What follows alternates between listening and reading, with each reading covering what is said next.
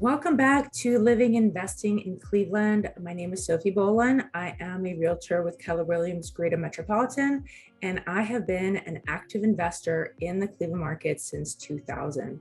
Today, I want to talk to you about property management fraud. Sadly, it is alive and well in Cleveland and on the rise nationwide.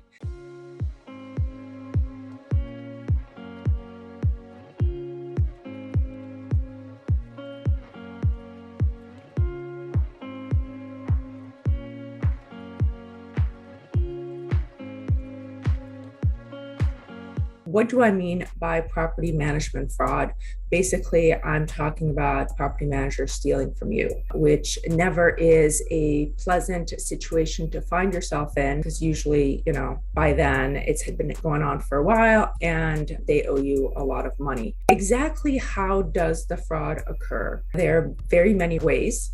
One of them is they're pocketing some or all of your income. Maybe they are telling you that they are continuing to advertise your unit, that it's vacant, when in fact it's already rented. Sometimes they tell you that they rented it for less than they actually did, and they pocket some of that, the difference. The second way that property managers will defraud you, and this is especially property managers who also take care of remodeling and rehab work, either when you purchase a property or between tenants, for example. They will create bogus invoices. They will tell you that the paint job costs like $5,000 when in fact it costs them $2,000. I actually know of out-of-state investors who bought properties that needed rehabbing and paid thousands of dollars to a property manager. The property manager took photos, sent them photos, and months later, the investors realized that no work had been done at their property, and the photos that were sent were of a different property, and they were out thousands and thousands of dollars and a lot of time. So that's the second way. Third way is overcharging for services. For example, landscaping. All of a sudden you're starting to get bills where every single month you're spending $200-300 on landscaping, and that seems outrageous to you, and it probably is. Usually investment properties don't have that big of a yard, and they're not manicured to the same standard that a private residence would be. So I would recommend before you hire a property manager that you have that discussion with them.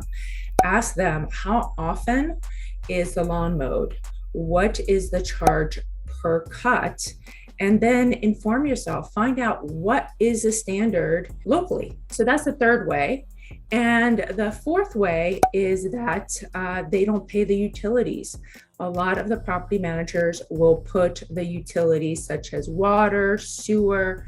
Sometimes they'll do electricity or gas if those are common charges. But usually for multifamily house, it's just the water and sewer. And they will put those in their names. And you are under the impression that those are being paid, and they are not. They're charging you for it, and they're not paying the water and sewer. And by the time that you figure this out, especially if it's in addition to the property manager pocketing some of your rental income and overcharging for other services, you could be out tens of thousands of dollars and owe the water and sewer department, thousands of dollars, because water and sewer in a multifamily unit can run $300 a month. So that adds up quickly. So what can you do, especially if you are an out-of-state investor? What can you do to protect yourself? The first thing, whatever you do, always inform yourself. Know the laws, know what you should expect from a property manager. The most important law that you should know is that a property manager needs to be licensed. And I don't mean just like a licensed agent. I cannot be a property manager with my realtor's license. You need to have a broker's license to be a property manager. Now, that broker can employ agents like me to help run the business, but the contract is with the broker, and they have a license number. You can ask for that number. You can check at the state level to make sure that that license is in good standing with the state, and that there are no complaints of past property management fraud against this broker. So that's the number one way that I would say that you can protect yourself. The other one is to know that a broker must have a management trust account. This is where they put all of the funds for their clients. There are a lot of reporting requirements that I'm actually not going to go into right here because it's pretty complicated. But one of the things that property manager must do is report the account number, the account name, and the account location to the Ohio Division of Real Estate and Professional License. So one of the things that you can do when you're interviewing property managers is ask them about their trust account. Ask them if they have one, and ask them, are there any requirements of you with this trust account, meaning you, the property manager?